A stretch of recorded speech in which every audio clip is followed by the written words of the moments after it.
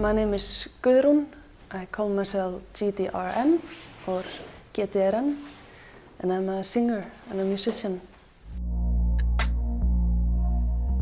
My favorite thing about performing live in front of audience is when the audience knows my songs and they sing with me, and I get to, I was really shocked the first time I was performing and there was this girl just standing right in front of me and she sang with all my songs. It's the best feeling ever. Then you've done something right.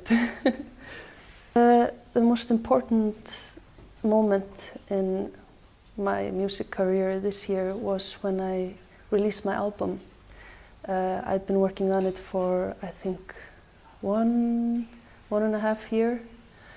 And it was just such a release, it's like your baby and you're just throwing it out there and for other people to hear. And it really started, it